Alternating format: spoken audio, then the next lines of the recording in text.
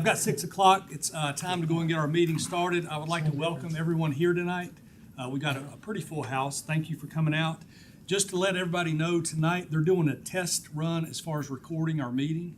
So we're being recorded. It's not live like they do in some other meetings. So if you do make a mistake or something, don't worry about that. We'll edit it out later. But it is being recorded. Before we get started with our meeting, if you'll please join me in a moment of silence, and I would just ask that you remember the officers in Charlotte that lost their lives, and also if you would remember Brian Moore. He's our Public Works Director. He had surgery yesterday, and he's out of surgery and at home, but just keep him in your prayers. Please join me as we recognize a moment of silence.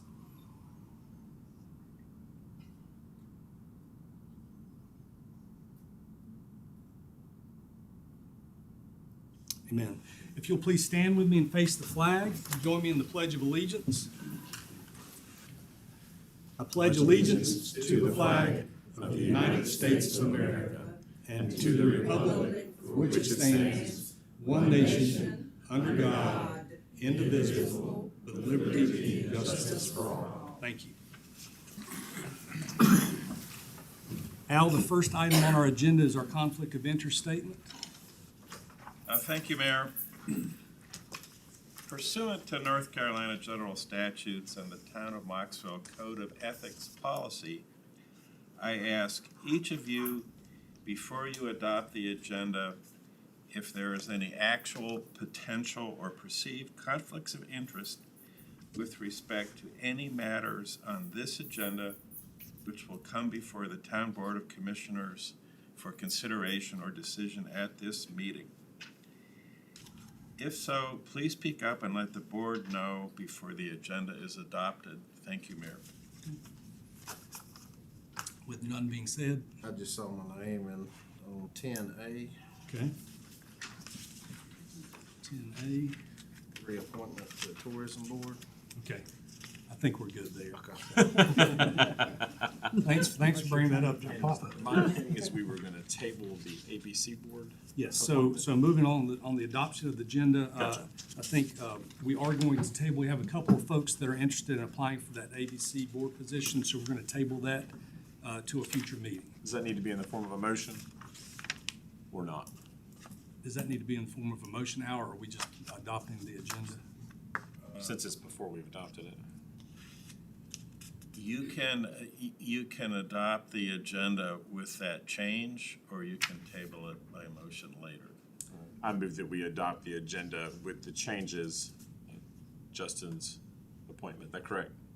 We don't need. I don't think he has to recuse himself if he's being. Oh, just considered recuse for. himself. All right, with the change of the ABC board appointment. So we have a motion from Rob, a second from Carl. All those in favor say aye. Aye. Any opposed? That passes, so we have adopted the agenda with that one change.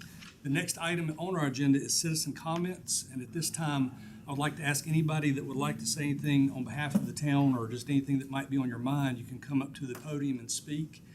Just keep in mind the public hearings that we're having tonight, if you would like to speak during the public hearing, that wouldn't be during the public comment time. So if anybody would like to speak, this is your time to speak. Frank, are you good? Good. We'll get you later. Okay, moving right along. First item, we have a public hearing for zoning map amendment C&H Real Estate Holdings. I'm going to ask Johnny Easter to come to the podium.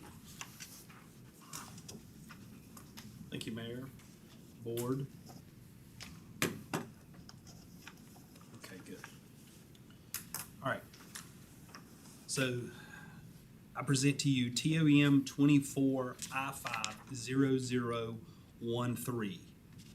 C&H Real Estate Holdings LLC has requested to rezone approximately a 1.3 acre lot from Mocksville Neighborhood Residential, which is NR, to Town Center, TC.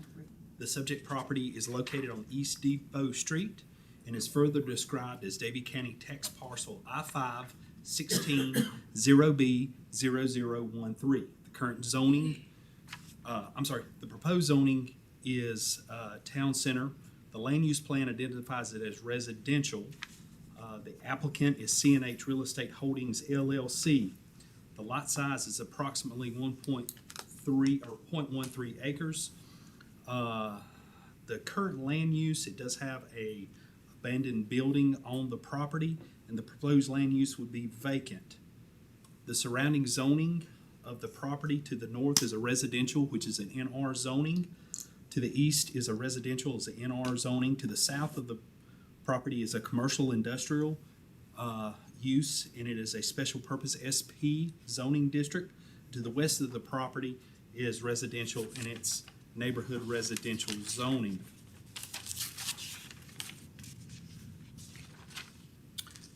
The proposed zoning is town center. It establishes a mixed use to encourage revitalization, reuse, and infill development in Mocksville's traditional town center. The land use plan identifies this as a residential growth area. Planning staff recommendations, in essence, to the Town of Mocksville Comprehensive Plan. Objective 6 states facilitated steady managed growth in most appropriate places with careful preserving environmental sensitive areas, especially along streams, corridors, water quality, and natural resource protection to provide recreational amenities and greenways and trails. Strategy 6.1, use of the future land use map, figures 27 and 22, the existing zoning map, to encourage mantle-compatible growth with town's characteristics surrounding land uses. Based upon the proximity of the property to already existing town center commercial, the Town of Mocksville Comprehensive Plan, the planning staff is in favor of the zoning map amendment. It should be duly noted that the properties themselves have a non-conforming mixed use in history where they have been residential and both commercial uses in the past. So as it stands now, I would ask this board you have three choices: to approve, deny, or defer for additional comments. At the April 11th Planning Board meeting, it was unanimously approved for recommending to rezoning. So this time we'd be more than happy to address any questions this board has in regards to this property. Okay. Any questions for Mr. Elliott? All right, thank you. At this time, I will open the public hearing, and this is a time where anybody that's here tonight that would like to speak in favor of the zoning amendment or against it would be able to come up to the podium and do so. So to begin with, I'll ask if there's anybody here that would like to speak in favor. Just step up to the podium, and you've got 3 minutes to say all that you want to about this project, Ms. Haynes. My name is Alice Garrett Brown, and I certainly appreciate this opportunity to come before you in favor of rezoning of the two properties. 421, when I was growing up, was commercial, and 441 were both commercial when I was growing up in the area, so I speak from that vantage point. 421 was a cafe owned by Alice Anderson Britton, and it was a safe place for people my age growing up as a teenager. Of course, she had good home-cooked food. And then on the other side of the same building, there were tables and benches where we sat and ate and also listened to 45 records on the jukebox, which I was able to buy for 25 cents when they wore out. And so I have fond memories of that. For the property on 441, it was Reverend Holman's pool hall. I guess now you might call it billiard hall. And of course, I didn't go in that section, but on the right part, when you walked in the door, there was something that would put Scoops to shame, because the ice cream was the best ice cream I'd ever tasted, and I got accustomed to peach ice cream and black cherry ice cream, which was something to die for. Priscilla Williams can attest to that back there. I was optimistic, as I told the April Town Planning Board. I was optimistic when I saw the comprehensive 2019 plan because of what I knew as an area town that was very vital to the community. You had Martin Brothers Store, you had J.P. Green Milling, you had Allen Grocery, you had S.W. Brown Wholesale, but also you had my mother's beauty shop, a barber shop, Tom Gaither's grocery store, Martin Student funeral home. Across from that, you had Dewey Park's business coming on back down towards the railroad track. You had Bill's Cab Stand, Martin Brothers Store, and so it was just a vital part of town. So when I hear about revitalization, of course, I get excited about it. Matthew Wooten of Sanderson Farms had an article where he was quoted in the paper as saying he's hearing good things about the revitalization that he's doing and the jobs that he's bringing to that area. So if you had someone with the same kind of vision that's stated in that comprehensive plan of bringing growth and well-being to the community, I would be all for it. So I'm glad to be able to stand here and speak to that. Thank you. Thank you, Ms. Brown. Appreciate it. So does anybody else would like to speak in favor of it? If not, is there anybody here that would like to speak against the rezoning? Okay, then we'll close the public hearing, and I'll take it to the board. The board, it's up to you guys to either approve or deny the rezoning. Do you have any questions or any comments?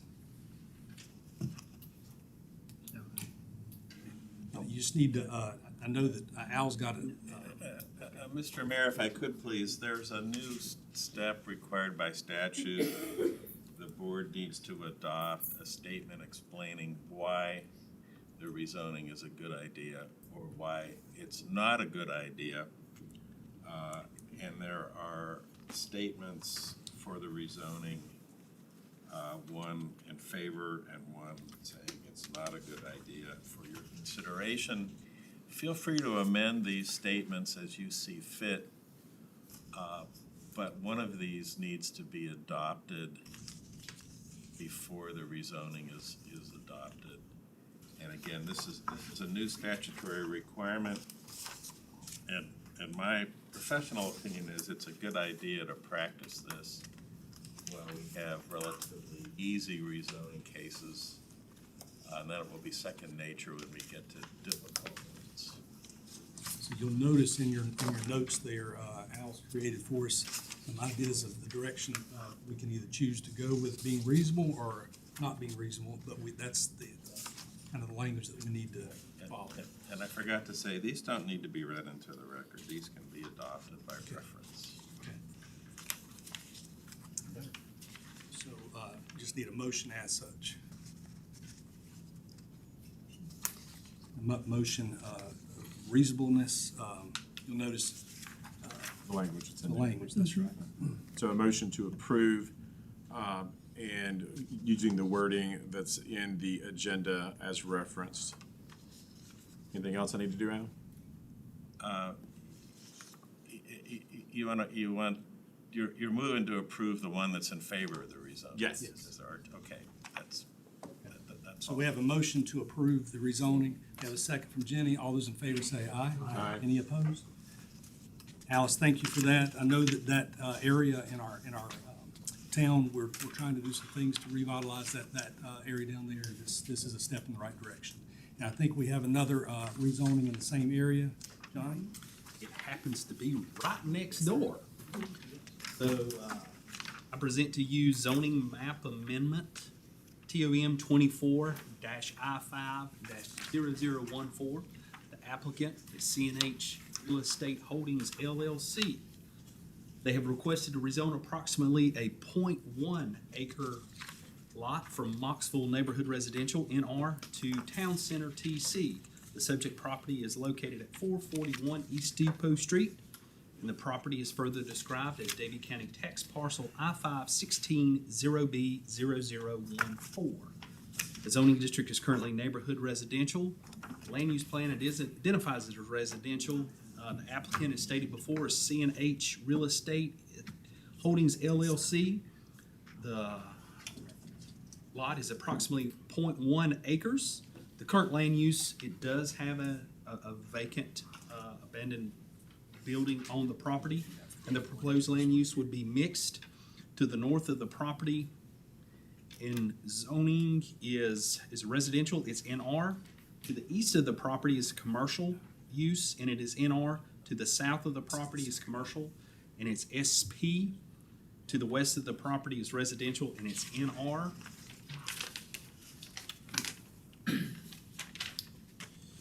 The proposed zoning is town center. The town center district is established to encourage revitalization, reuse, and infill development in Mocksville's traditional town center. Stated before, the Mocksville Land Use Plan identifies this area as residential. Based upon recommendations, the board recommendation, as stated earlier, the comprehensive plan encourages careful growth and manage in appropriate places while preserving environmentally sensitive areas along streams, corridors for water quality and natural resource protection. Strategy 6.1, an existing zoning map to encourage manageable growth compatible with the town's character surrounding land uses, available infrastructures, and service. Based upon the proximity of the property to commercial areas and the town of Mocksville Comprehensive Plan, the planning staff is in favor of the proposed zoning map amendment. It should also be duly noted that the property is a non-conforming commercial use as previous as it is before, and it was unanimously approved at the planning board meeting on April 11th, and I would ask this board to approve, deny, or defer this amendment. I'll be more than happy to address any questions that we have about this property. Thank you, Johnny. Any questions for Johnny on this one? Then we will reopen the public hearing. And I would just ask if there's anybody here that would like to speak in favor of this zoning amendment. Ms. Brown, would you like to say anything again? She's already said it. And if there's anybody here that would like to speak against it. If not, then we'll close the public hearing and go back to the board to either approve, deny, or table the zoning amendment for the property just beside the one you've already approved. I'd like to make a motion to approve it with the reference language that's in here. Okay, we have a motion from Jenny, Second. second from Justin. All those in favor say aye. Aye. Any opposed? Those both passed unanimously. Thank you. And finally, we have one last public hearing for zoning map amendment. Regina Burcham has applied to rezone 0.18 acres. Johnny. Yes, so next I present TOM 24-I5-0011. It's approximately 0.18 acres on North Main Street and Spring Street. Regina Burcham has requested to rezone approximately 1.8 acres from Mocksville Neighborhood Residential NR to Town Center TC. The property is located at 806 North Main Street. The property is further described as Davie County Tax Parcel I-508-0E0011. The proposed zoning district is going to be Town Center. The applicant is Regina Burcham. The approximate size of the property is 0.18 acres. The current land use, it's vacant, but it does have a building on it. And the proposed land use is going to be mixed. This property is surrounded on all sides as residential uses and neighborhood residentials to the north, south, and east and west. The applicant is requesting a town center district is established to encourage revitalization, reuse, and infill development in Mocksville's traditional town center. The Mocksville Land Use Plan identifies this as residential. Also, as well as the planning staff recommendations, the comprehensive plan encourages managed growth in the most appropriate places with carefully preserving environmentally sensitive areas, especially along streams, corridors for water quality, natural resource protection to provide recreational amenities and greenway trails. Strategy 6.1, the future land use map and existing zoning map to encourage managed growth compatible with the town's character surrounding land uses, available infrastructures ensures. Based upon the location of this property to downtown and its non-conforming use, the planning staff is in favor of the zoning map amendment. It is also be noted this property has never been a residential use. It's my understanding it was a lumber yard at one time. It has been an insurance business at one time. When the applicant come and approached the board to do it, we felt that it was a non-conforming use and a proposed use required a rezoning to be able to use that. It was unanimously approved by the planning board at the April 11th planning board meeting, and we would ask this board to approve, to deny, or to defer for additional considerations. I'd be more than happy to address any questions at this time. Thank you, Johnny. I make a motion. Okay, one second, we got to go through the public hearing. Do y'all have any questions for Johnny about this one? If not, then we'll go and open up the public hearing again. Is there anybody here tonight that would like to speak in favor of this? Yes, Mr. Kozar.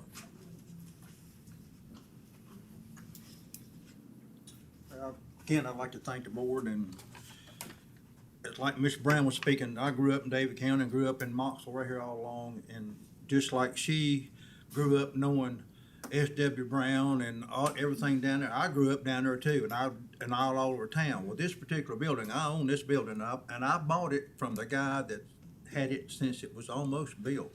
Everybody knows Otis Hendricks's old store. That's the store that we're talking about, and it's down on the corner where you turn in to go to Caldwell Lumber Company. I've had it for about 35 years, and it's always been commercial. It's had when I bought it from Otis, there was a carpet shop in it. And then when that guy moved out, I put in my cabinet shop. I ran the kitchen cabinet shop out of it, and I ran a construction out of it. Well, then I leased it to Gary Bowden. He had an insurance company in it, Erie Insurance Company, for over 10 or 11 years, because he rented me for about 12 years. And then I went back and I sold my cabinet business after that, and that guy ran it for a while, still in commercial. And then I was lucky enough, for the past 25 years, I've been a general contractor for the State Employees Credit Union on their foreclosure property. And I just resigned from that this past year and a half when I found out I had cancer, so I decided to put this building up, let somebody else enjoy it, let somebody else use it. Well, Miss Bertram was one of the many applicants that came to me when I put a for rent sign up, and I had people from, you name it, from bourbon tasting shops, antique shops, doggy daycare, everything you could think of. But my interest is just like yours, is for Mocksville. And I really thought, after a long consideration between, everybody kept jumping at me, I'm gonna rent this building, here, I'm gonna give you some money, I want you to hold it. I said, no. Regina was the only one that came to me that had a plan. She owned a highly successful bakery in downtown Winston-Salem, and she wanted to move it to Mocksville. And we checked all her references out, and they were impeccable. Everybody that we talked to said, well, you might get Regina, but you're not gonna get all of her baked goods, because we're gonna come to Mocksville and get them anyway. But I'm telling you, she had a plan together, she had her finances together, she had her license already established. And I guess it was just me, I just assumed since it was commercial, she could just go in and open it right back up, since it was a commercial building. But we realized, and we've kind of put her, I have, and the town has, it's kind of put her in limbo because she can't open. She sold her other business out, shut it down, she's bought food, but yet we can't get her opened up and we can't get the gas turned on. So I'm asking and pleading, try to get this approved, so she'll be good for Mocksville, she'll be good for the community, and I look going down and drinking a cup of coffee and getting a cupcake. Thank you. Thank you, David.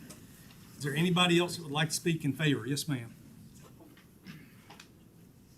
Thank you again for giving us the opportunity to speak. Steve and I live just a couple doors down from this property, and I follow Regina on Instagram, and her food is not like anything else you can get in Mocksville. And I think if we're trying to revitalize our town, you notice a lot of the houses on Main Street are now owned by people younger than we are.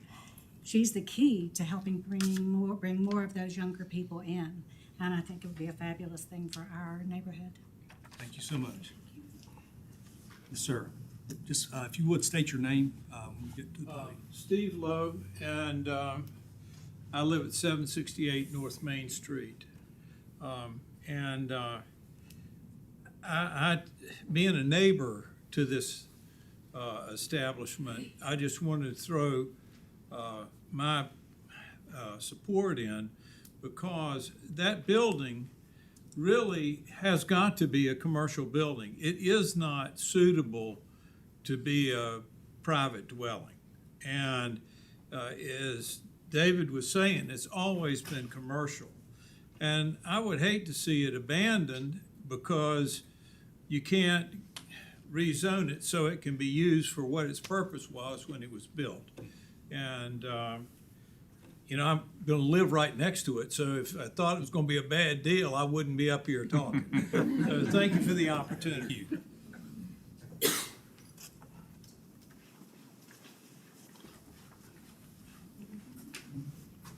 Hi friends, I'm Regina. I own Elderflower Baking Company, specialize in cakes, pies, and cookies. Like my landlord said, I do have a thriving business in Winston-Salem, North Carolina. I sell at the Cobblestones Farmers Market as well as a few local places in and about town. I live in Yadkinville, grew up in Yadkinville, so Mocksville has that sign of kind of a small town energy that I've been looking for. My grandparents grew up here, so that building holds a special place to my grandmother. She remembers going there when she was a child. Everybody, my neighbors, Mr. Johnny Fry, everybody has been so kind and welcoming and accommodating and stopping by. How can I help you? Do you need anything? Everybody has just been really lovely and really encouraging to me, and it's been a lot, and it's been really overwhelming in all the best ways. And yeah, I really love community. I host Sunday suppers, you know, I do fundraisers and events, anything I can. I really value just connecting with people, and baked goods has allowed me to do that through weddings, anniversaries, birthdays, you know, all that kind of stuff. Being involved in intimate moments of people's lives brings me a lot of joy and a lot of happiness, and that building brings me a lot of joy and a lot of happiness, and I want to put a piece of me out there to you. And so I really think that I would be good for the town, and the town has already been so good to me in these opening times. So Thank you, Regina. of course. Yeah. Is there anybody else that would like to speak in favor? If not, is there anybody who would like to speak against it? Okay, then we'll close the public hearing and go to the board. Make a comment, Mayor. Yes. Yes, If sir. there was ever a business fit for there, this would be the business. I think we can agree. I mean, that's a perfect spot. For the years ago. Okay, we just need a motion to either approve or deny. Johnny? Make a motion, approve. Second. Make a motion to approve in a second based off the information. Information. That's right, is reasonable. And statement of consistency. Yes, so we have a motion and a second. All those in favor say aye. Aye. Any opposed? That passes. And it'd be nice if all public hearings could go this smoothly. But everything was positive tonight. Regina, welcome to town. I look forward to Cupcakes. cupcake. So, but thank you for coming and doing the public hearings tonight. Johnny, thank you. I don't think there's anything else. I think we're all good. Thank you. Thank you. So moving right along on our agenda, and anybody, if your part of the meeting is over and you would like to leave, you're more than welcome to stay, but if you need to step out, that's fine too. Thank you for coming tonight. The next item on our agenda is something called the NLC Service Line Program. We're going to have Ashley Shawarski coming in on a Zoom call, it sounds like. Zoom call. Where was Zoom when we had it covered? Fancy WebEx person. Yeah.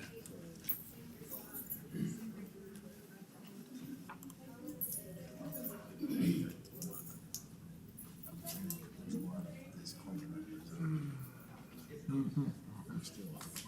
yeah.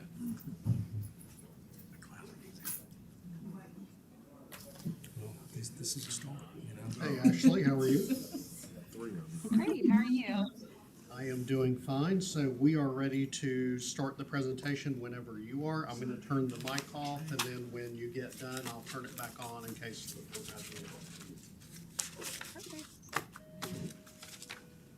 All right, well, thanks everyone for allowing me to join this evening. My name's Ashley Shawarski, and I do represent the National League of Cities Service Line Program. Our program, it is the only one that's endorsed by the National League of Cities, but the company I work for is called HomeServe, and we administer the program. And just to give you a little background of how our program was developed is obviously we all know that aging infrastructure is an issue for cities and towns all across the U.S. And we know you all are doing your best there to either upgrade or maintain your public infrastructure, but the homeowners portion of these lines were kind of being forgotten about. Not on purpose, we just know there's only so much that you all can do on that private side or force the homeowner to do on their private side. So that's really why the National League of Cities went out and did research. They wanted to make a program like this readily and easily available to cities and towns all across the US. So they went out, did the research on your behalf, and we were the company that they did choose to provide the program. So what we do is we would partner with the town in order to make our completely optional program available to your residents there. And we provide homeowners with protection on their external water or well lines, sewer or septic lines, and their in-home plumbing.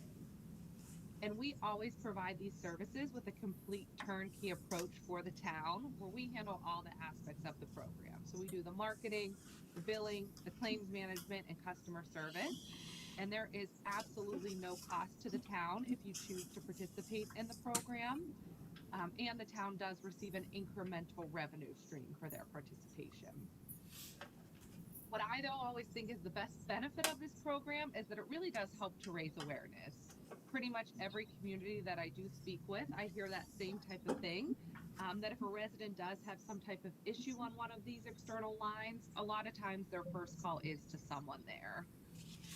And then you all are left using the time or the town's time and dollars to send someone out to determine that the issue is on the resident side of that line, or just being the bearer of bad news, you know, at the worst time possible, explaining to a resident that these lines are not covered by the town or typically their homeowner's insurance. So that is really why I think of this program as a free public awareness campaign, because all of your residents there would receive a letter in the mail from us, and the beginning of that letter is educational. So that way, even if someone does not enroll in the protection, at least in the future, you know, they're well aware of exactly what their service line responsibility is, and just that you as the town really did try to take that proactive approach in helping to educate them of that. Also, a large benefit of this program is that we do only use local area plumbers and contractors to do all of our work. So if we were to partner with the town, we actually would develop a local area contractor network to serve your residents' claims. And the group here could be as much or as little involved in that process as they would like, where some of our partners will provide us a list of plumbers that you're already familiar with or working with, or that you know your residents typically use when they have an issue, and some want to stay out of it. Either way works for us, but with all of our plumbers, we do go through a detailed vetting process, not only checking are they from the local area, but we make sure they meet licensing requirements, they have proper insurance, and we also conduct background checks and drug screenings. We always want it to be someone that your homeowners feel completely comfortable with coming to their home as well as inside of their home. And as for the important thing, what our program covers. So if you were to make this program available to your residents, we would make these 3 options available: the external water line protection, which also would cover well lines, external sewer line protection, which covers septic lines, and an in-home plumbing. And really, by partnering with us, you're just giving the homeowners these options, but it's up to them if they choose to enroll in any coverages and what coverages they choose. They're kind of a la carte, so they can pick and choose whatever would be a good fit for them. The first 2, though, that I am going to talk about are the external options, just because they're set up almost identically. So if a homeowner chooses to enroll in either the external water line protection or the external sewer line protection, we begin to cover those lines wherever they become your resident's responsibility, all the way to where they enter their home. So that way, if a resident is having an issue, whether it's a broken, a cracked, a leaking pipe, a tree root issue, a clog, really anything that will impede the flow of those lines, we make it very simple for a resident. If they have an issue, they call us 24 hours a day, 7 days a week, 365 days a year, and they will get someone in our call center, an actual home serve employee, and then we would dispatch a local plumber.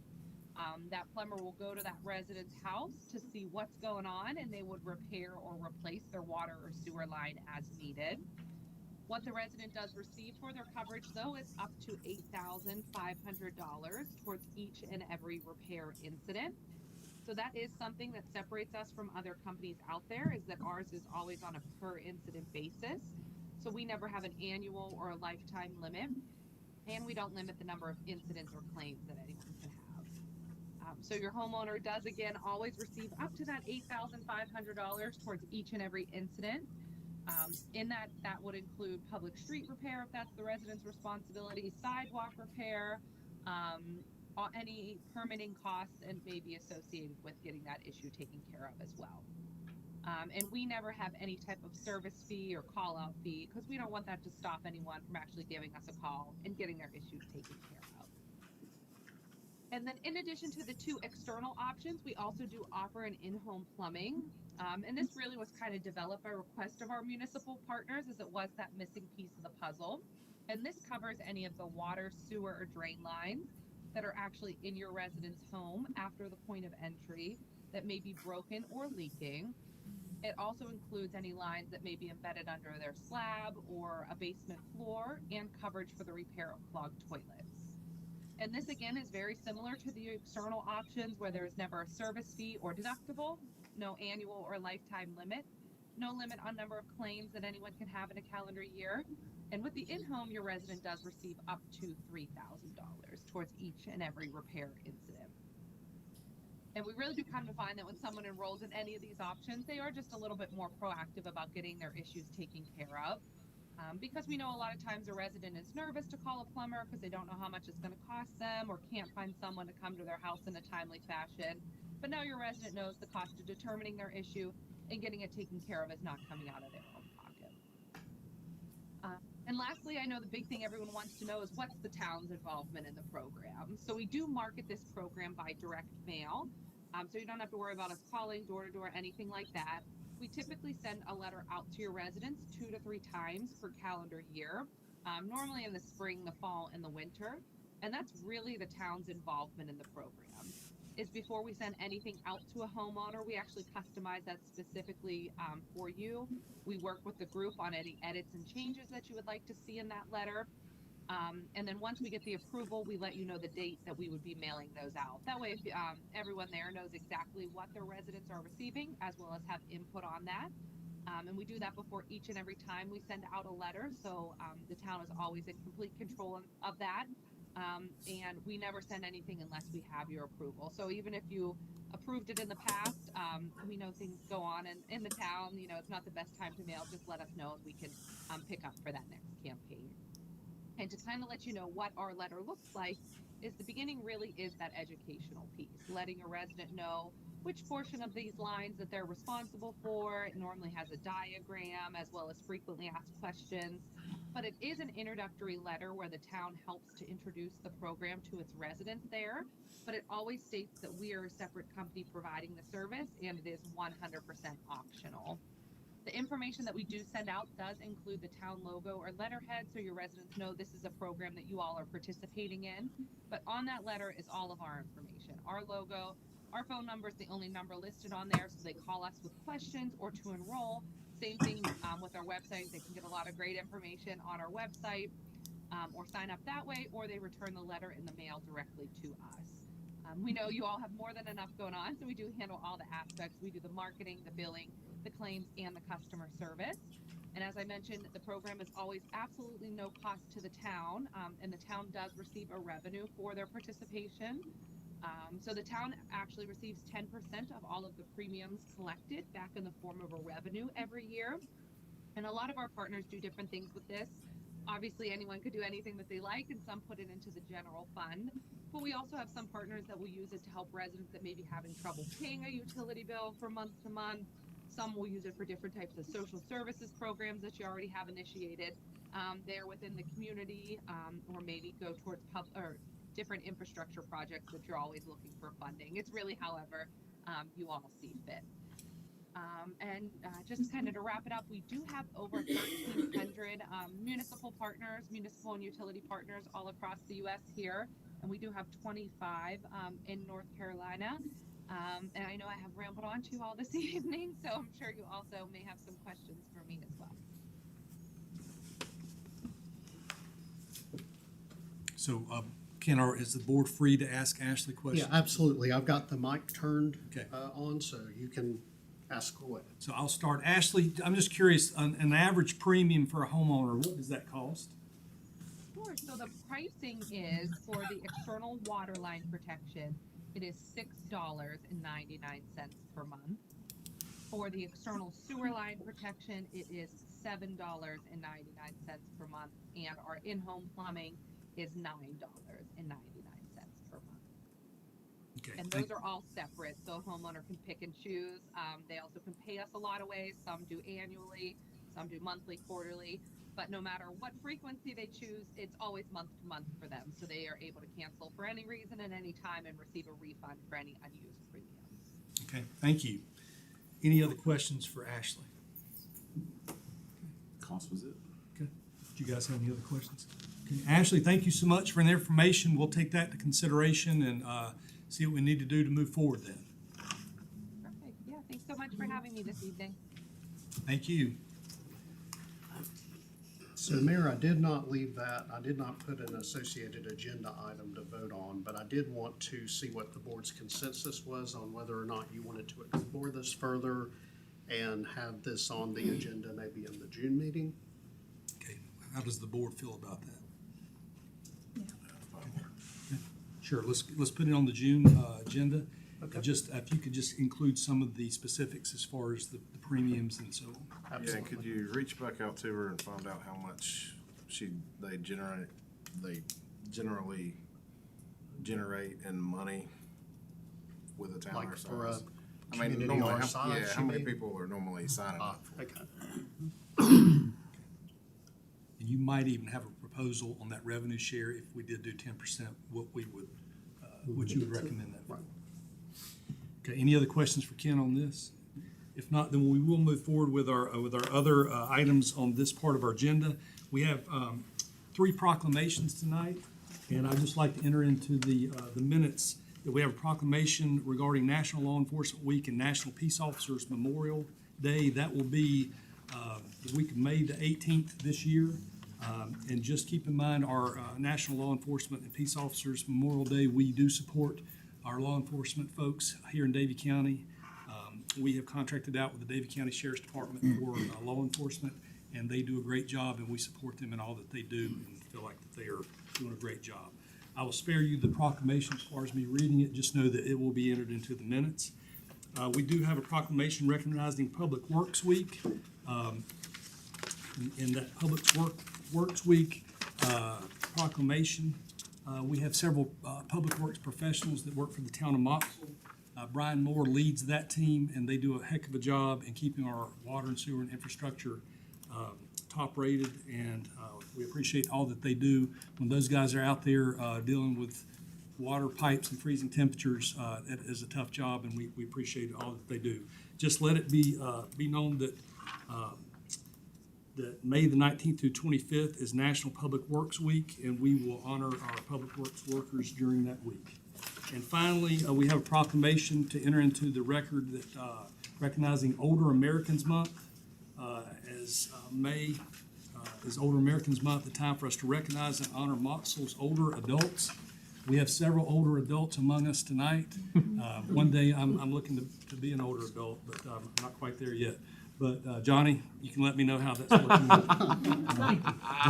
But we do recognize Older Americans Month. I know that we do a lot of things. Our board does a lot of things with our senior center, and we appreciate all that they do for our community. And just let that be entered into the record as well. Moving right along on our agenda, we have Fire Chief Frank Carter recognizing his staff tonight. Mr. Mayor, members of the board, I always come to you asking for stuff. So tonight, I want to recognize a couple folks and brag on them and the whole team effort. We were involved or our department was, on the morning of April the 7th, 2024, structure fire in the Jerusalem Fire Department's first due area. The 2 guys that were on duty at our department that night responded. They were able to pull a lady out of this mobile home that was on fire, and she's alive today because of that. And I want to recognize the whole team.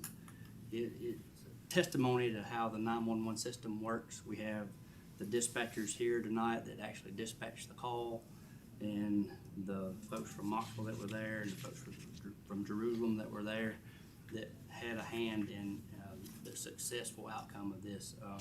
incident. So just a little time frame for you, the dispatch was at 03:51, which is 9 minutes till 4 in the morning. So they arrived, our truck arrived at 3:58. The victim was removed and in care of EMS at 4:07 in the morning. So that's a total time from dispatch to the victim removed in 16 minutes. From the time they arrived, which means parking brake pulled 9 minutes to get the lady out of the house, which is phenomenal.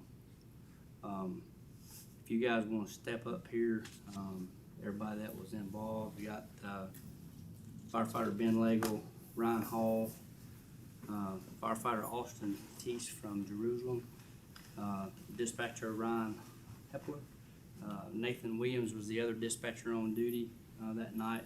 He's unable to be with us tonight, but we've got some certificates and we've got some pins we'll give our guys. But this says this is a Fire Save Award. This is presented to Ryan Hall for the act of saving of a human life under circumstances that exposed the recipient to significant risk or injury by placing others before self.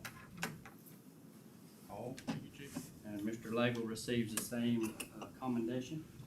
And Mr. Austin received the same commendation.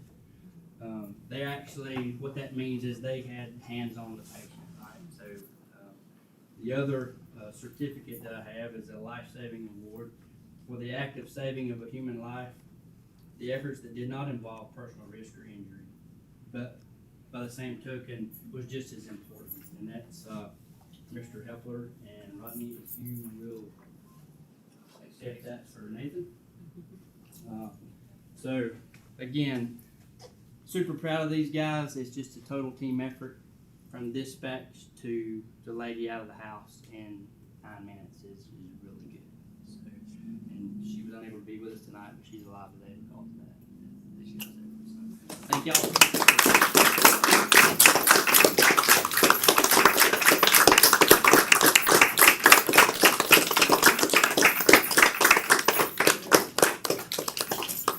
You guys want to say anything? Are you good?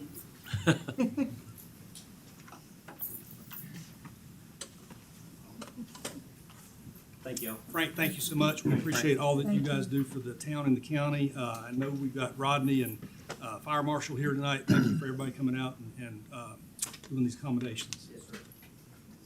Thank you. Good job. Appreciate it. Thank you.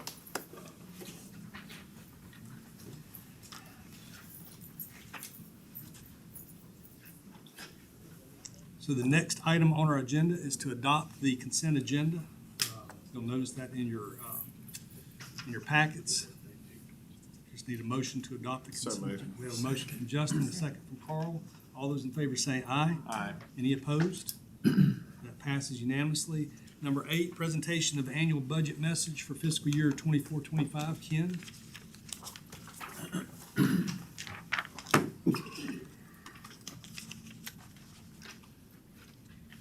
This won't be nearly as exciting.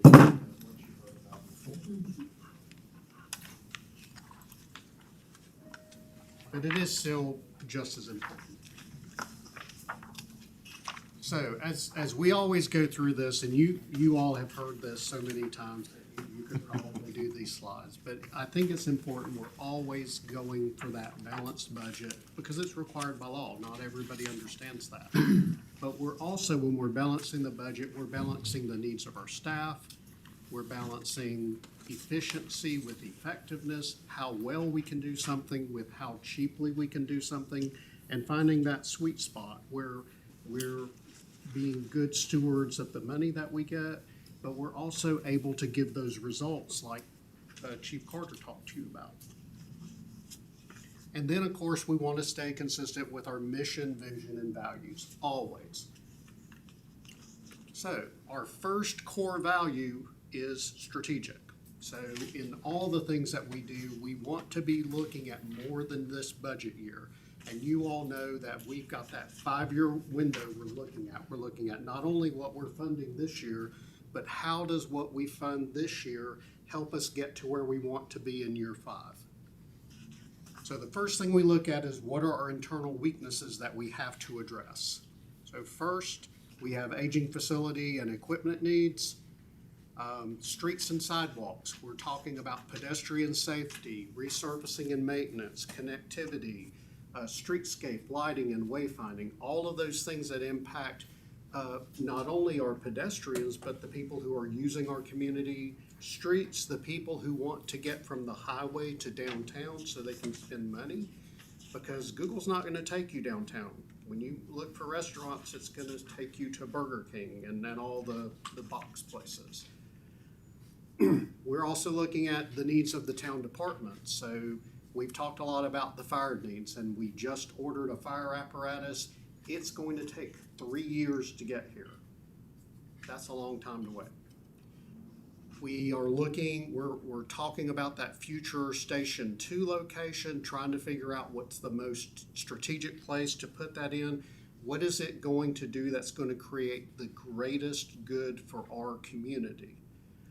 We're looking at the equipment life cycle, and this is not just the fire trucks and the things the fire department needs. It's our leaf truck, it's dump trucks, it's turnout gear. It's all of the things that we have to consider, not just this year, but we know this is what we're gonna need this year, this is what we need next year, this is what we need 3 years from now. And then, of course, we're looking at the little things, the brick paver replacements around the building to make sure it's safe for people to walk and they're not tripping and falling. On the water and sewer side, we're preparing for the Davie County water interconnection that's coming late 25, early 26. We have to make sure that we can move all this water effectively, that we can manage all the water effectively, and take full advantage of that partnership we've entered into. And then we're looking at the North 40 growth area. We've got some projects that are specifically tied to the industrial development we're gonna see for the next 25 years in Mocksville is going to occur from Angel all the way out to Blackwelder. So we have to be ready to service those areas. So what are we looking at this year? Specifically, we're replacing the leaf truck and getting some Kubota attachments for Parks and Rec. We're getting a used dump truck for public services. The paver replacement, fire gear and emergency equipment, and then the intersection road and sidewalk improvements. And this is where your sidewalk money is, $120,000 in sidewalks. Of course, as a board, as you're giving me direction what we're gonna do this budget year, if you want more money to go to sidewalks than resurfacing, we can have that conversation, but a significant amount of money to address that board priority that you all set in February. So in addition to these projects that are being funded through the budget, we've got projects that we're funding 100% through grant funds. And those include completing the last 18 signs of the wayfinding project, where the curb steps down at the pool hall at Depot Street, looking at getting that replaced with something that's ADA compliant. We're looking at the Main and Gaither intersection pedestrian improvements. We're looking at, we are almost closed on the Energy United property, and part of the money that we got through this direct state appropriation is gonna help us to, for the education building, making investments to bring that up to the standards we need to make it into some type of public space, community center, annexed to town hall when we have overflow meetings, those kinds of things. But also having that home for a farmer's market that we've had to move around for the last couple of years. And then the decorative streetlight replacements and LED upgrades. And I know all of you have noticed this, it's the old arc sodium, then an LED, then 5 arc sodiums, then 2 LEDs. The poles are really old. They've reached the end of their life, so it's using some of that grant money to do these things that we wouldn't normally use regular funds for. This is extra projects that we're gonna be able to fund because we have a great relationship with our state representatives, and it's one of those things, if you don't ask, you don't get it, and we asked. So internal weaknesses, insufficient staffing for workload. You all heard about how all of this new residential development is great, But one thing that you don't necessarily think of is who's reading these meters on every other month basis. And you would think, oh, it doesn't take that long. But you all heard from Brian about how long it takes, how many meters can be read in a day, and how many new houses we have coming up. Not counting the houses that are already on the ground brand new this year, we have 650 more units coming on board. I've got a meeting with Terry Brawley Friday, talking to a developer that's looking at the 300 acres near the community park. They're looking at doing residential development there. So looking at 2 meter readers and then looking at the future of our sewer plant. We all know that in a couple of years, our contract with EnviroLink is going to be up. That contract for the sewer plant, just their services, $250,000. So having a staff member in place that can be trained to run the sewer plant, that can get the certifications to run the sewer plant, we're going to be able to do that for a lot less than $250,000. So it's putting ourselves in that strategic position that we're going to be ready to be more competitive. We also have a shortage of certified and qualified staff and a high turnover rate. This is primarily in the fire department and public services, but we're looking at raising that full-time firefighter pay. We're looking at the COLA for the full-time staff. As you all know, the last 5 COLAs were 3.1% under the inflation rate. This helps us keep staff paid just under inflation. 2.5% raise for the part-time staff, and that's primarily firefighters. And as Chief Carter will tell you, the part-time firefighters, we have the full-time, the 6 full-timers, but really only 4 because we've had those 2 vacant positions for a year, right? But the part-timers are the backbone of meeting the schedule and making sure we have people at the station. Also looking at the 2% retention bonus. The reason this is important is because our turnover rate right now, as we stand this year, is 22%. The national best practice is 10%. So this 2% retention bonus would be only for full-time staff. It's only for full-time staff members who are employed on July 1st of 2024 and remain to the end of the year on June 30th, 2025. So it's making sure that we're rewarding the staff that are staying with us. And they have to meet job expectations. So we're not going to give a retention bonus to somebody who's substandard in their work performance. So the other thing that we're looking at as an internal weakness is management and planning tools. We are a growing community. We have a zoning ordinance that really wasn't designed for a growing community. Our comprehensive plan has done a really good job on predicting where growth would be and how that growth would take place, but we also need to make an update to that. So due to cost, I am recommending that we do the zoning ordinance rewrite in this budget year, and then we do the comprehensive plan update in the following year. And this is not only a cost issue, it's also a bandwidth issue. So we're going to have the board involved. We're going to have the planning board involved. We're going to have a steering committee. And having those 2 major elements going on at the same time is a little bit too much going on at one time. We're going to have our hands full with just the zoning ordinance rewrite.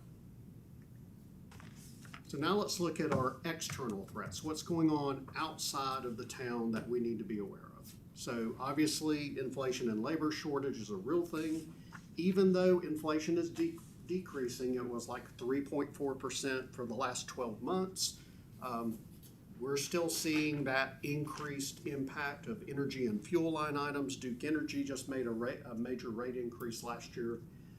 We have our contract renewal increases, which I will speak to a little bit later in the presentation. So, you know, as a practical matter, we are seeking more grant funding. We've made over $13 million in grant requests to look at our infrastructure needs moving forward. And the region is at full plus employment. What does that mean for us? Well, these positions that we can't fill in fire, these positions that we're having such a hard time filling and keeping filled in public services, we're just staying chronically understaffed. So Emily has done a fantastic job being creative in our talent search. So I can tell you, we're looking everywhere we can look for potential employees. We're using word of mouth. We're using social media. We're using the internet. We're using the paper. We are going to the high schools and actively recruiting seniors to try and say, are you interested in public works? Are you interested in parks and grounds? Are you interested in some of these jobs? And these are some of the kids, they're not going to college. They want to go and have a career and work somewhere. So trying to make those connections so we can find people that are going to be good long-term employees for the town. The supply chain disruptions, it continues to be an issue. We're making sure we're keeping up on our maintenance. We're stocking things that we know that we're going to need. Just common sense on that side. So, I said before, we're a growing community. That's fantastic. It's phenomenal. As Terry Brawley says, I wouldn't trade other people's problems for anything. But there are problems with growth. We've already talked about one, and that's our zoning ordinances haven't kept up with the kind of growth that we're having. You know, some of the other things that we have to look for, we're going to address this year. We've got the 12-inch water main extension and going into that bidding and construction phase for the 500,000-gallon water tank. We're going into making some pump station improvements. We're doing the South Point Pump Station and Force Main. We are doing the 601 South Water Interconnection projects, and that is directly related to our project with the water treatment plant with the county. We are looking at street paving and sidewalks. We've made, out of that $13 million I was telling you about a minute ago, $10 million of that is infrastructure requests for grants. We're also making sure that we're advocating for Mocksville projects in the within the rural planning organization, and that process is moving forward. We've got a couple of major projects that are in the pipeline to happen in Mocksville. The 601 widening and bridge replacement property acquisition is 2026, and they're expecting construction to begin in 2028. That's going to be a huge project for the town. And then in the future, we need to be thinking, okay, well, we've got that sewer line going to Coolamy. At some point, that line has to be replaced. So partnerships are so important in the community, and not just for Mocksville, for our entire county. So law enforcement, we have a great partnership with Davie County Sheriff's Department. We just renewed that contract for 5 years.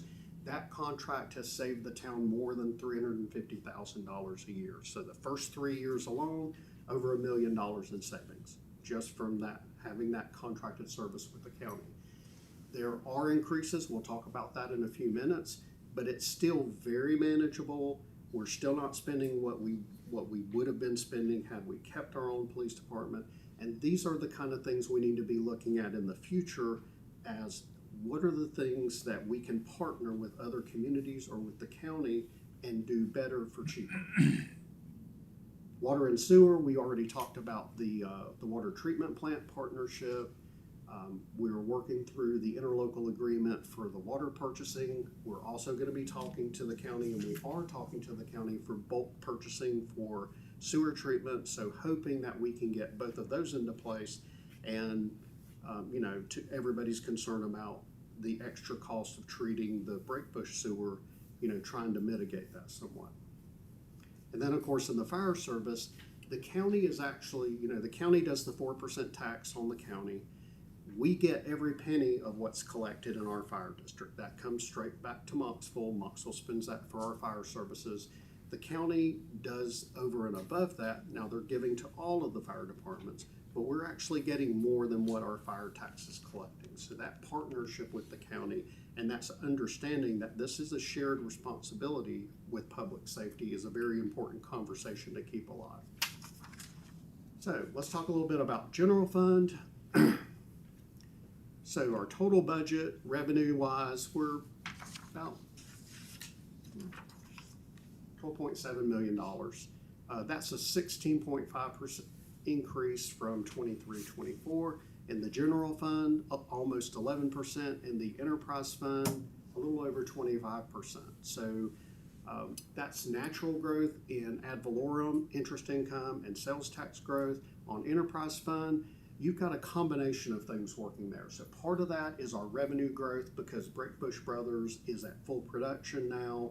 We have strong residential development, and that's helping our water connection and sewer connection and our development fees. But we also have that rate increases built into that as well. And the story behind that rate increase is we need to be responsible in how we're managing the enterprise fund. So when we go and become that water purchaser, we become the customer of the new water treatment plant, that we have a rate structure where we're not having to go up 15% in 1 year. On the expenditure side, it's a balanced budget. Again, the revenues equal the expenditures, and no real surprises here. The only thing I want the board to really understand about the enterprise fund is the largest cost increase is taking that additional sewer that we were treating ourselves and sending it to Coolabee. However, what we traded for that was we get that almost half of the capacity of the wastewater treatment plant. We now have that for growth. So we have bought the town the opportunity to grow and not have sewer be something that stops us from being able to grow as a community. So general fund, we'll roll through this. We've talked the numbers to death. I already said there's a 10.6% higher than 23-24. Just some of the things that are in the budget this year. We've got the increase to full-time firefighter salaries. We've increased part-time pay, and we've increased the capital reserve from $50,000 to $300,000. And what that does is, as we go, we are paying for things as we go, which is what we've been doing the last 3 years I've been here, making sure that we're not resorting to debt. So the equipment replacement, we have facility improvements that we've talked about, the contract renewal increases that I'll get to in just a minute. We're doing the zoning ordinance rewrite this year, the final phase of the streetscape project, street and sidewalk improvements, which I said we've added $120,000 specifically for sidewalks. 3% COLA and a 2% retention bonus. Now let's talk contract renewals. So the Sheriff's Department, they've had the same issues that we've had with inflation. So since 2021, when we started the project, we started our contract with them, they've had 2 salary studies. We had one right before all of this stuff went really sideways. So they've had a huge increase in staffing costs and equipment costs, vehicle costs, everything that you can name, they've had really big cost increases in. The 9.4% increase this year and then the 3% increase in the next 4 years is going to allow us to have very reasonable growth with the law enforcement budget for the town. We're not going to have these runaway costs where we're having multiple increases, and that's one of the reasons why the board decided to do a 5-year renewal, is so we know that we're going to keep this at or below inflation. And with the way inflation has been going so far, we know with a 3%, we're probably going to be under the inflationary rate with our renewals. On Republic Services, you will have a contract at the June meeting. They've still got it in legal right now. Theirs is a 12% increase this year, and their annual cost increase is based on consumer price index. WST is water, sewer, trash, so there's a separate one just for that industry. Now, so before I get to the good news, between these 2 contracts, our cost went up by $167,000.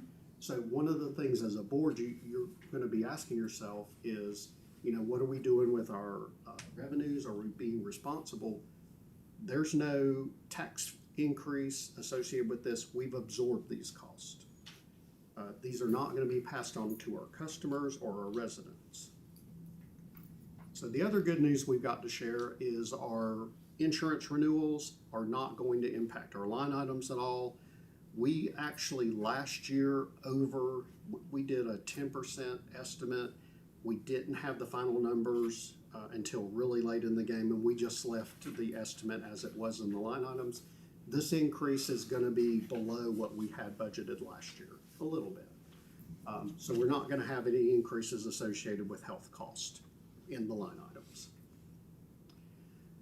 So on the revenue side, I won't go all the way through this, but you can see property tax is 45% of our revenue, sales and use is 20%. Just between those two, that's 65% of what the town takes in a year. The general fund expenditures, a lot of what people pay attention to is what are you spending for public safety. So you can see between the fire department and our law enforcement contract, we're right about 38% of our budget for that. That's pretty much in line with most communities our size. So we're not overspending for public safety, and that's a good thing to know as a community. So looking at the enterprise fund, we have about $5.3 million. This includes the 6% water rate increase and 10% sewer increase the Reftellus told us that we needed to do this year. This is the first full year of our system development fees, which we think is going to net us almost $160,000 in revenue. That 25.4% increase is matched by revenue growth. So we're not resorting to debt. We're not resorting to fund balance this year. Now, I will say this though, we've got two projects that are out to bid right now, the North Main Tank or the North 40 tank and the South Point pump station. If those come in higher than all of the grant funding we've got, and we've got $5 million between those two projects in grant funding, we will be making that up in fund balance. So I will be coming to you in June when we have the bids to be approved, and I will let you know this is what we'll spend in fund balance to make those projects whole. So we're not having to add that to the rate increase, right? We're trying to keep those to a minimum, but we have to raise the rates in order for us to be in the position when the water treatment plant goes online. The other thing that the board had asked about at the last meeting, and you've got a memo from Reftellus at your seat for this. The board asked, well, can we charge our large water users or our large sewer users more? And the short answer to that, according to Reftellus, is no. Everything is based on a cost basis when you do these rates, and if you're creating a rate structure that's not based on cost basis, it's not going to fly. So they looked at the water as far as peak usage. They looked at the sewer as far as what are you sending downstream. For the water, there's no, the large users are not impacting peak usage any more than our other users are. On the sewer, the county is actually going to be treating the sewer. So charging an extra amount for the impact on the sewer treatment plant would not be something that we could do ethically. And the county also does not charge a fee for that. So what Reftellus is telling us is it's not a good idea to look at and try to identify one or two customers and put any extra burden on them for paying, because there's not a cost basis for that. So on the expenditure side, $1.6 million for water, $2.7 million for sewer.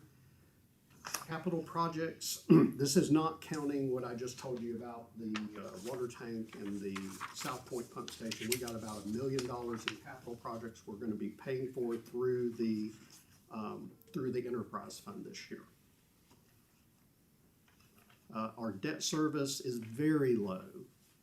This is the loan that the town took out to do all of the improvements at the sewer plant a few years ago. This is the only debt we're carrying in enterprise fund at all. The only debt we're carrying in general fund is the Red Leg loan for Gildan, and that'll be paid off in a couple of years. So as far as debt service goes, The town is in an excellent position. We're being very responsible with our revenues. We're paying for things as we go, and we're not incurring a lot of debt, especially at the interest rates we have now. The sewer project was like $3 million. And that's what the balance is? Yeah, no, that's the annual payment. That's the annual payment, Yeah. gotcha. So now Okay. those payments are super long-term.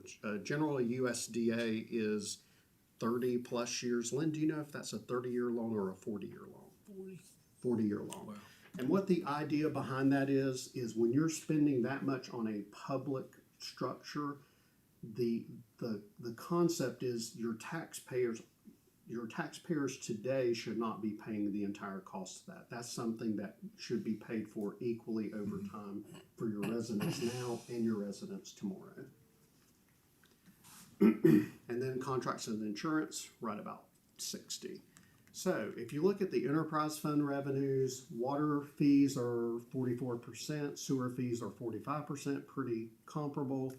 And that's most of the revenues. Most of the revenues you're getting in this, it's an enterprise fund. You're selling water and you're treating sewer. On the expenditure side, I will point this out. The water department's 30%.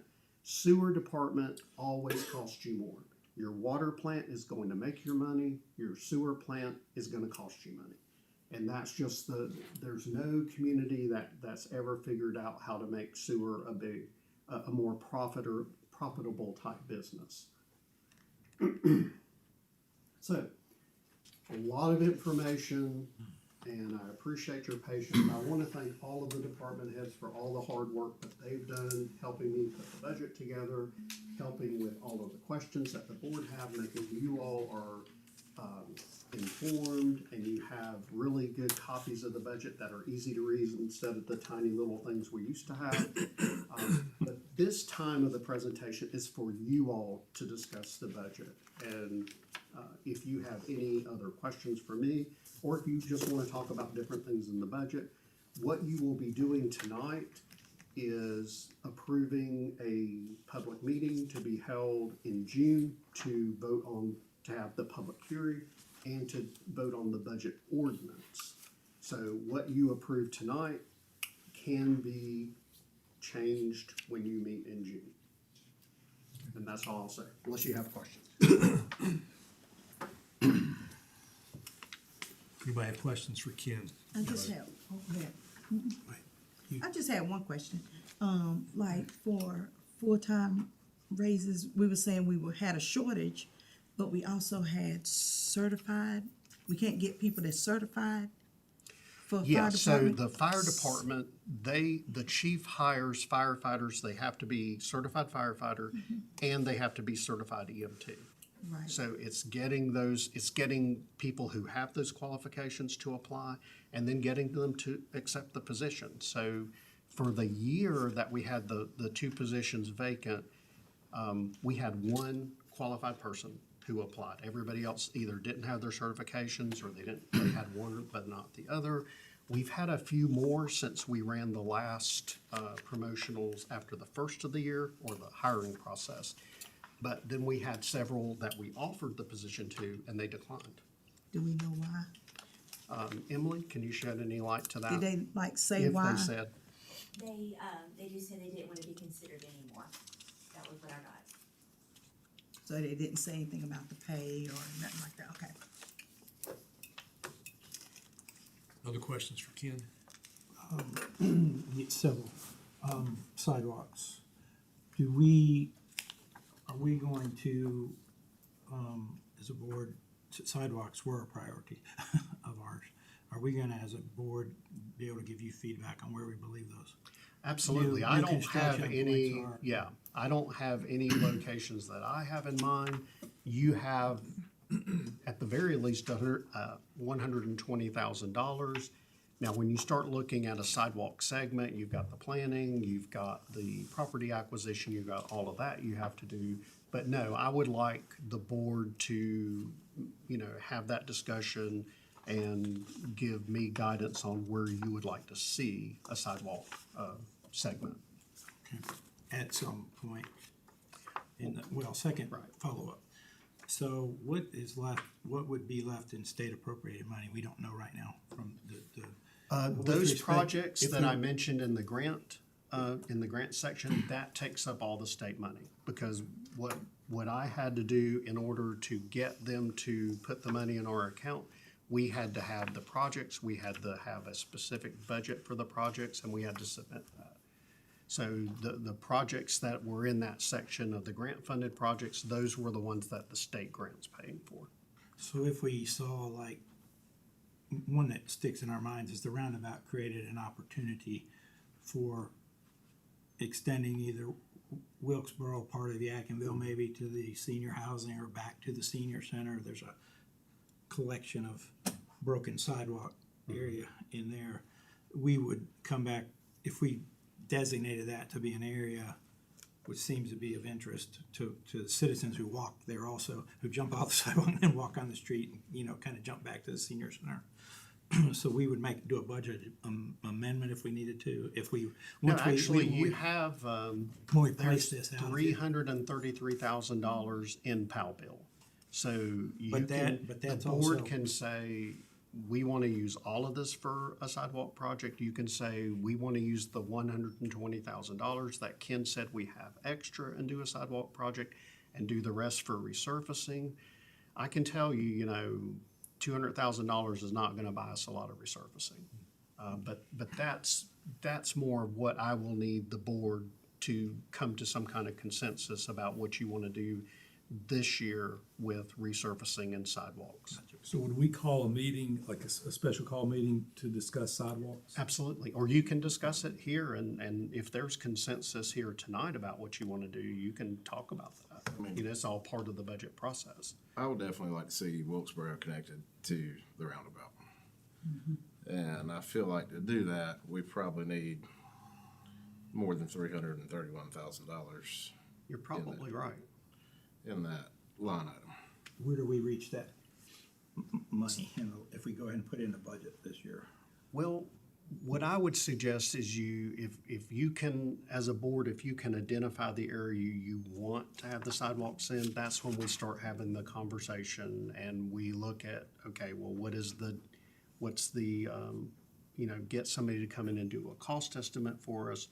Again, you know, you may have property acquisition issues. You're gonna have some legal costs involved in that.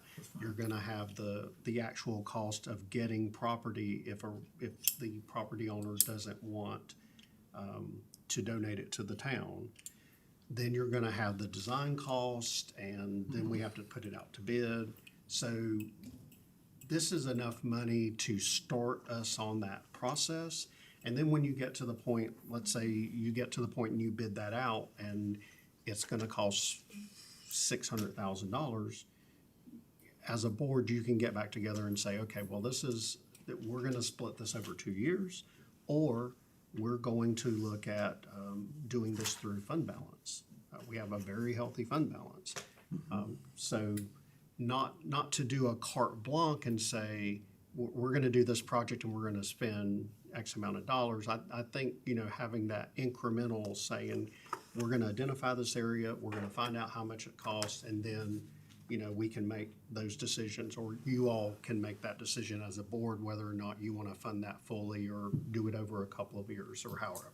So if we had consensus tonight on Wilkesboro, as an example, you just need a verbal consensus. Yeah, and then on what that. would happen is when the board approves the budget in June, we could actually start talking to people and Right. get that rolling. I think so what's consensus on? I agree. I agree. Okay. Do we need that in form of a motion? Well, I'm hearing consensus on that, so we not necessarily don't need to vote on that, because Because we'll adjust gonna it. be in the budget, and the board has already given me direction at the budget retreat saying we want a sidewalk project, a new sidewalk Right. project, so now you're just telling me where you want it at. Second Will we get question. will we get the community involved in, or we just make the decision of where we would like, couldn't we do something to let the community? Reason I'm saying that, because we're doing, to me, you know, like if we got raises and we're doing a lot of work around here, but what is our citizens seeing? You know how they put up that fuss about the roundabout, but now that they see it for themselves, Now they want it they're connected. excited. Yeah. So I feel like if we give them something to be excited about, So are you, and I ain't saying that they make the last decision, but just to get some input maybe. Tell you, on the comprehensive plan, when you do that, you'll have citizen input. You can tie a sidewalk part of the comprehensive plan, and they would give you input on where they would like to see sidewalks. yeah, the comp plan is gonna be further out than Yeah, it's that. gonna be further out. Some of that might Just throw a questionnaire thing out on Facebook. Yeah, absolutely. You could say, if you wanted to, as a board, look The at website. 2 or 3 different potential places and say, as a community, where would you like to see a new sidewalk extension? So you've got Wilkesboro Street to, Yadkinville Road. You've got Yadkinville Road from the roundabout up to, well, you know, where the roundabout is, up to like where Walgreens is. So if you want to look at having that and pushing out and say, okay, where would you rather see one? Yeah. I think if we Make them feel like. carefully manage that, because that could be. Well, they wouldn't see the results, I'm just saying, but give people a chance for to input. have input. Right. I know there's gonna be a big push for Milling Road Yeah. to Right. Main Street, because that's been a hot topic on Facebook. I didn't know that, but that's a good idea too. It It's a lot of is. people that but live in the but there's, apartments that need to get to town. So that there, don't have that was number vehicles. one on the sidewalk plan of years past, but there's big issues on Milling Road with getting, land Property, acquisition out yeah, there. that's gonna Much be a big issue easier, there. much easier down Wilkesboro to the senior center or any of that area, I call it the region. Where would you go from Wilkesboro Street up? About to Randy McDaniel's, or Randy somewhere, McDaniel. somewhere up in that area, that's where it connects That's now. where it's Where the at. hospital street, whatever that It is. stops at Maloney. Hospital Street. Yeah, Hospital Street, Right. and then back down, I think. It's an easy one. It's a pretty short one to do, to It get it is. connected back to there, and then on down to wherever, you can still connect back. The state did a great job of pouring us in, you know, some little spurs, you know, all down through there, but you don't have any connection back to the senior center, which would be a short hop. Maybe potentially down to Walgreens, you know, to the senior center, because it makes sense. I mean, down to Willow Pond and back Hey, down. Ken, can I make a suggestion that But Public anyways. Works, since they know what's out there, get the board some, recommendations as far as connections that they would. In that area. So actually, I might be able to do you one better. We've been waiting on the engineer for the road condition Right. and sidewalk, and they're supposed to be coming in June. So let me call them and say, you know, what are the shortest connectors we can look at so far? Because we are gonna have limited funds to begin with. And have them maybe do a short list of that. Would that be If you let them know acceptable the to board, everybody? if you let them know the board consensus is the areas we've talked about. right? Yeah, absolutely. Yeah, I mean, we don't wanna like do a link to something that's not already linked, you know, because we got a lot of right, short yeah, sidewalks that aren't linked to anything, you Yeah. know. It's not helping. Right, We you don't don't wanna want link a bridge to nowhere. two of those that aren't linked to anything else. What would make the most sense? Right. So you're looking at extending a sidewalk to an existing sidewalk that's already serving. That's right. you know? Yeah. Right, okay. You got a lot of walking traffic through that area, foot traffic. Yeah. Walks to the park, walks, you know, on the side streets, not so much. Now, I will tell you, the 601 widening project, that does include a sidewalk element, and then the widening from, Right. That's the other going area. back this way, will also include that. Now, those are, you know, future projects. But would not also future development where the sagebrush was, Yeah, they'll have. that would be required, right? So they'd pay for their portion of Right. new sidewalk and new, Yeah. likely new Well, development. you know, it depends, because, you know, I don't want to say yes to that because I'm not positive. Okay. But I In the know, past, we've seen that in every front of- business that actually had a frontage Had to add it on in. 601 had to put in sidewalks. Yeah, it helps, Yeah. because those are connectors we talked about as well. Okay, so Ken's gonna get us that. Was there anything else you needed to ask Ken on the budget? Not on sidewalk, on budget, several things. Tell me how the 2% retention works. It's on the salary of the gross on the annual salary, the 2%? Yeah, it would be based on annual salary. So, and it is a bonus. It doesn't go to base salary. It's a one-time payment. On the pay increase for starting pay for firefighters, have we looked at potentially maybe lowering that and doing a sign-on bonus? That is something that the board could direct us to do. I don't know how effective signing bonuses are. I know some places do a bonus and it goes to the staff member. Some places they only give the bonus after they get off probationary period. The thing is with doing a bonus like that, and Al can speak to this, it is almost impossible to enforce. So if you give somebody a sign-on bonus and they stay for a month and then they leave, you're just out that money.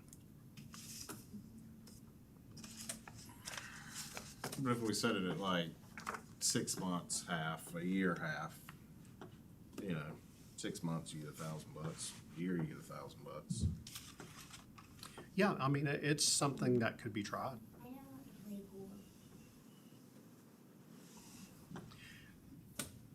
But there are two issues we're addressing though. Number one, as I communicated last month, an EMT makes more than our firefighters does now, or do now. So you can go to the county and be an EMT, you don't have to worry about fighting fires, and you're gonna get paid more. So part of this pay increase is actually making the pay making the pay closer to the market, because they are underpaid. Now, when the chief and I talked about doing the pay and we looked at it, we were thinking, okay, let's try 38. We'll try to hire people in who are experienced, and we are asking for the most part, we want people who have that's the requirement, the firefighter and the EMT, and we want to make sure that we're getting people in there that can actually do everything that we need them to do, that we don't have to train them to do anything else. So we can try. I'm open to an alternate, but it's not going to address the issue that the pay is lower than it needs to be. So there's some kind of combination, if you all want to see that, combination of bonus and pay increase. I can work something up on that before the next meeting if the board wants to see that. So what's the consensus from the board? I know this is coming from Justin. How does everybody else feel about that? Sure, I think Frank has something he wants to add, and I'd love to have add it. something to the conversation? Yeah, absolutely, Chief. The bonus is a great idea, but you gotta consider the guys that are already hired. You hire somebody from the I've seen it happen, it's a morale killer. When you hire somebody, pay them extra, but the guys that are staying, they don't necessarily get a bonus. And when we started our career staff in 22, we were really competitive in the market. We were at or above starting pay everywhere, but every department around us has gone up, and we're behind, and that's the bottom line. From our presentation, you saw the job ads everywhere. There's places starting at $50,000, which is insane to me. But that's the market we're in. We're trying to make it work. What we're up against is what I said at the last budget meeting, is the citizenry out there that's really pushing us hard on, they're not getting a pay raise, they're not getting a COLA. It's tough out there, gas is $3.15 a gallon, and please understand, we're sitting here, we've been supportive of the fire department, we're supportive of the staff. We're just trying to look, we're getting Pushback. a lot of pushback from the community that we need to, I said the words, we need to whoa it, slow it, put the brakes on. I'm just telling you what our citizens are telling us as elected officials. So we're trying to trying to work through it, trying to figure out, options. That's the biggest thing, and it's a tough spot because we're in a tough economy, with inflation driving up like it is, and cost of living, we know COLA. It's just, we hope everybody understands that this board has been, we feel generous the past few budgets and all, so we're trying to look at this one and see. Just one board member speaking, I don't know what other comments of other board members are, but chime in or leave me hanging, it doesn't make any difference. I would just remind those folks that we're still accepting applications for volunteers. Yeah, and that brings another question, Frank, about, there's no doubt we support we're not saying we don't support the other, and I talked to some of the part-time guys, that pay raise definitely makes a difference for these part-time guys. That's our backbone. That can backbone, be it the guys that were on these calls, the other, saved a life, that's your backbone, there's no question. Well, one of the gentlemen, he's left to go Wednesday. Right. We're just trying to work through it. So any comments, Justin, you have? Are you sure that was EMT that's 43, or is that paramedic? I Because believe the job announcement. I thought it was EMT. paramedic and not EMT. But, I mean, I'm not wrong either, but I was just curious on that. I'll double check. But it was on the county, And we know. it was on their active positions that they were recruiting At the for. 42, we're still not, we don't know till we know. If we're at 42, how you're gonna put it out there. Well, it's not. Yeah, it's we're 40. 38. Or, excuse me, Starting I mean, pay. I'm talking about what it would go, what's the new? It would be 44. 44. Yeah.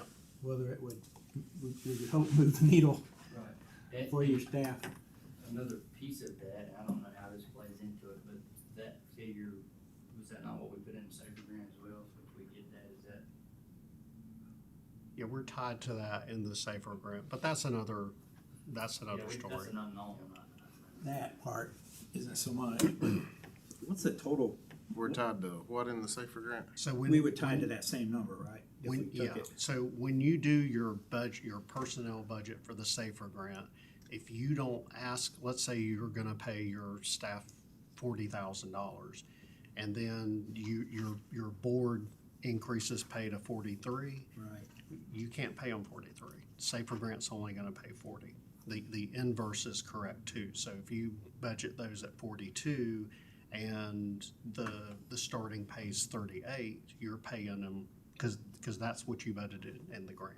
So what did we put in there in the Safer Grant as the pay? The 30, I think we used that. What we had before, sort of, the 38. No, we used the 44, pay grade 25, I believe. We'll have to look at that. which would be 44. Yeah. Potentially. Oh, okay. What, it's just a sidebar, but it's still important. Not trying, I hope you're not feeling, because it's a big piece of the budget. Sure. Please don't feel that way, because we're trying to work through it. The Safer Grant, when do we know, it's a sidebar to this sort of, but it would play into later on for us. Any idea on, I don't, it's submitted, that's really all I know, it was submitted.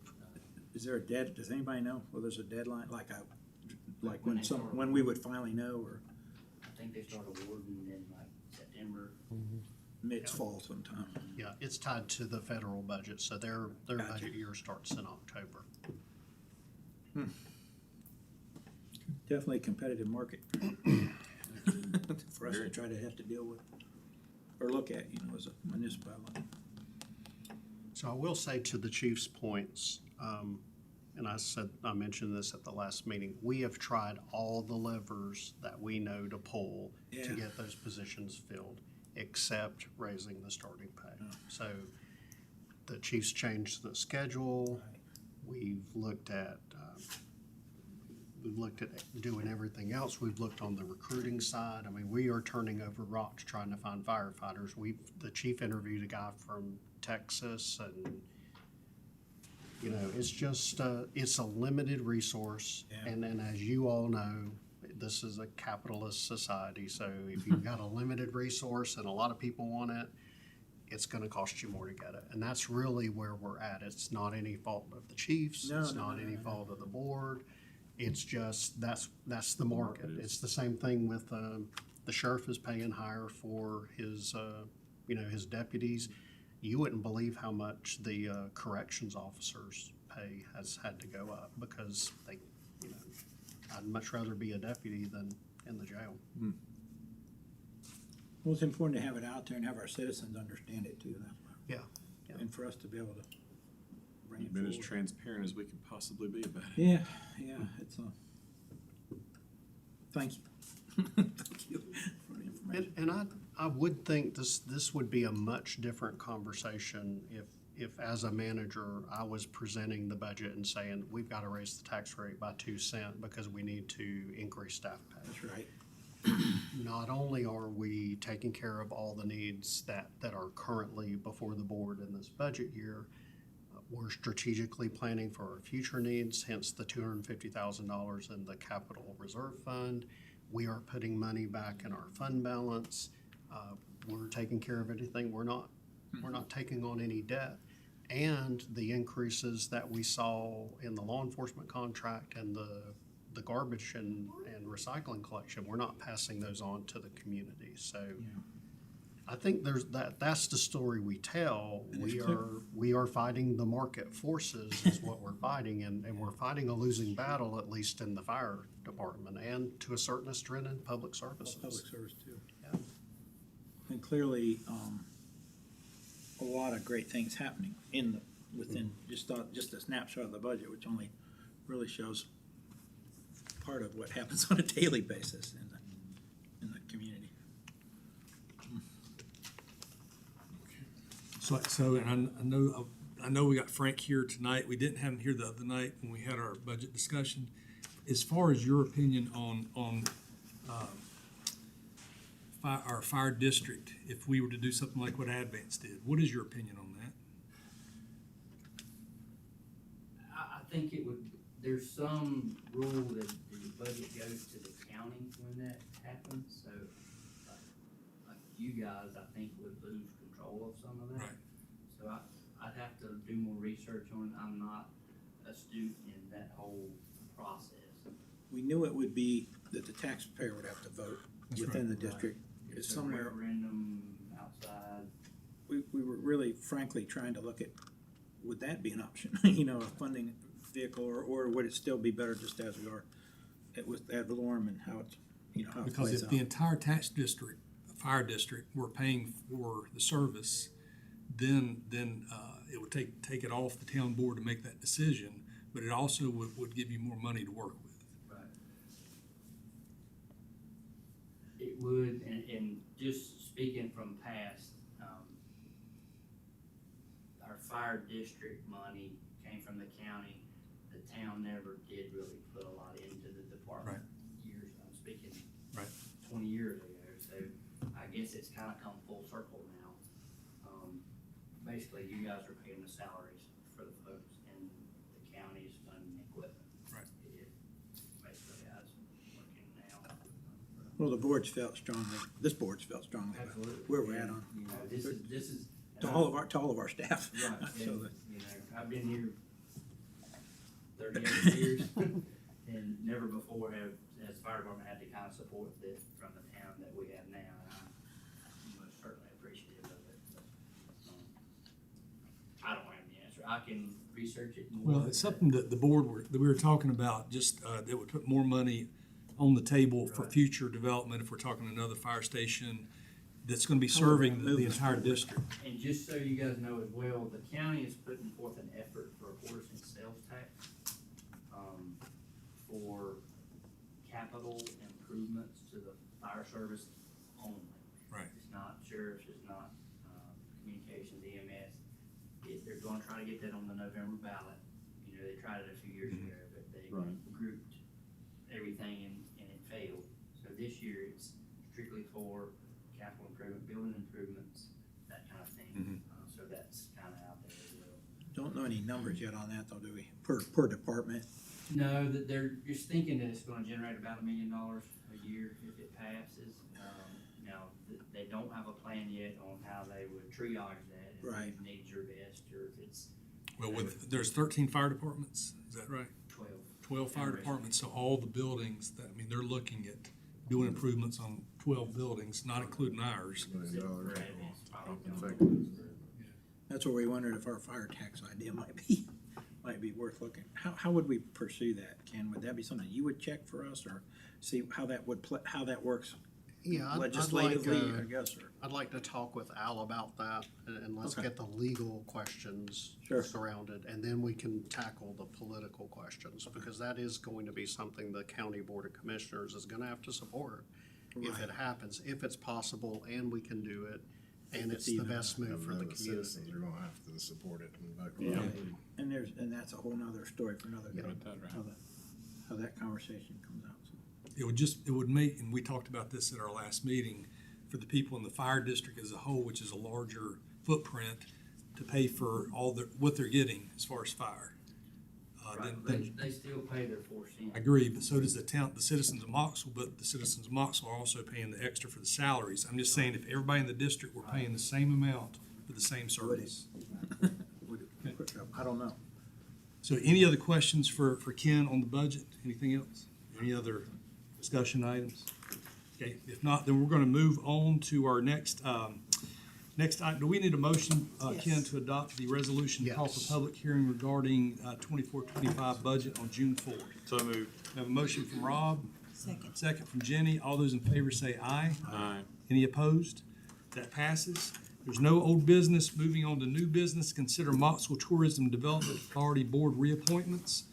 We need a motion to approve Jenny Evans, Justin Drone, Dottie Graham, and Carolyn Moser. So moved. Second. We have a motion from Rob and a second from Carl. All those in favor say aye. Any opposed? Next item is to consider Mocksville Tourism new board appointment, which is Mike Barad. Motion approved. We have a motion from Carl and a second from Justin. All those in favor say aye. Aye. Any opposed? No opposed. That passes unanimously. Item C has been tabled to our next meeting. Item D, consider adopting resolution for Municipal Clerks Week, May 5th through May 11th. Lynn? Yes, Mayor, and members of the board, this is an annual resolution that is on the agenda, Municipal Clerks Week, honoring the town clerk and the deputy clerk, May 5th through May 11th. Okay, so this resolution to confirm, this is a resolution for Municipal Clerks Week. And I appreciate all that our clerks do for the town. They do a good job for us. I'm not seeing a resolution in the packet. But, there it is. So the Office of the Municipal Clerk, a time-honored and vital part of local government, exists throughout the world, and whereas the Office of Municipal Clerk is the oldest among public servants, whereas the Office of Municipal Clerk provides a professional link between the citizens, the local governing bodies, and agencies of government at other levels, and whereas municipal clerks have pledged to be ever mindful of their neutrality and impartiality, rendering equal service to all. Whereas the municipal clerk serves as the information center on functions of local government and community, and whereas municipal clerks continually strive to improve the administration of the affairs of the office of the municipal clerk through participation in education programs, seminars, workshops, and the annual meetings of their state, province, county, and international professional organizations, and whereas it is most appropriate that we recognize the accomplishments of the office of the municipal clerk. Now therefore be it resolved that the town board of the town of Mocksville hereby proclaims the week of May 5th through May the 11th as Municipal Clerks Week, and further extend appreciation to our municipal clerk, Lynn Trivett, Deputy Clerk Emily Quantz, and all other municipal clerks for the vital services they perform and their exemplary dedication to the community they represent. Thank you for what y'all do. Thank you. You need to adopt it. Yes. Yes. So moved. We have a motion from Rob and a second from Jenny. All those in favor say aye. Aye. Any opposed? Thank you. Next item is to consider adopting the budget amendment number 11, the enterprise fund. Lynn? Yes, budget amendment number 11 in the amount of $144,000. This is the enterprise fund, and I have listed underneath the line items some of the reasonings behind this budget amendment. Just need your approval, please. We have a motion from Johnny Fry. Second from Carl. All those in favor say aye. Aye. Any opposed? That passes. And next, item number F, consider adopting budget amendment to the general fund. Yes, budget amendment number 12 for the general fund in the amount of $77,869. And I've listed reasonings underneath the lines as well, if you had any questions. Motion to approve.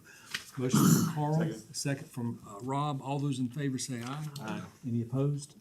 That passes unanimously. And finally, consider resolution to confirm the sale of real property. Ken. Mayor, this is a great story to end the official votes of the evening on.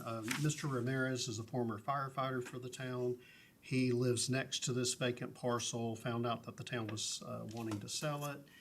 We've gone through the upset bid process. We did not receive any other bids, so we are ready to proceed to the property contract and closing, if the board so approves.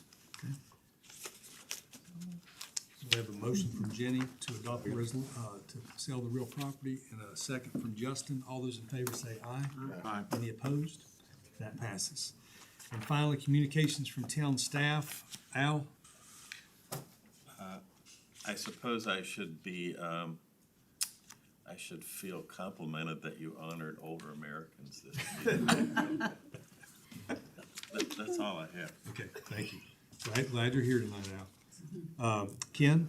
I have one brief thing. The Mayor Marklin and I met with DOT a couple of weeks ago to talk about the Milling and North Main intersection. Just wanted to update the board on what we were told. We'll do an overpass. Oh, yeah. Tunnel. Not a roundabout. So if I can get this cursor to work.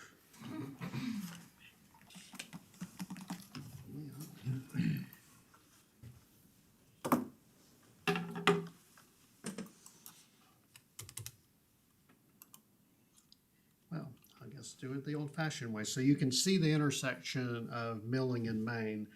And one of the things that makes this so complicated from an NCDOT perspective is all of this blue area is historic district.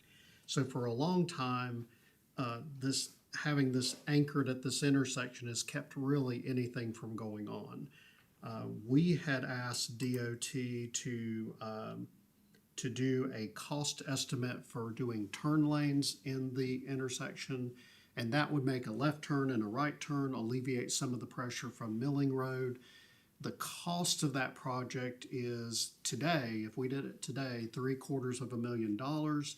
The bad news is this STIP 7.0 that we're in now, that project is not part of that, so it would be a decade before we could do this unless we paid for it ourselves.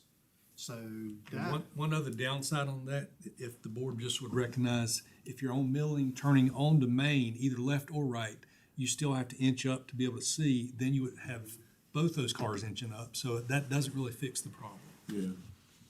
so yeah, we could throw a lot of money out at this and really not get something that's much better than what we have now.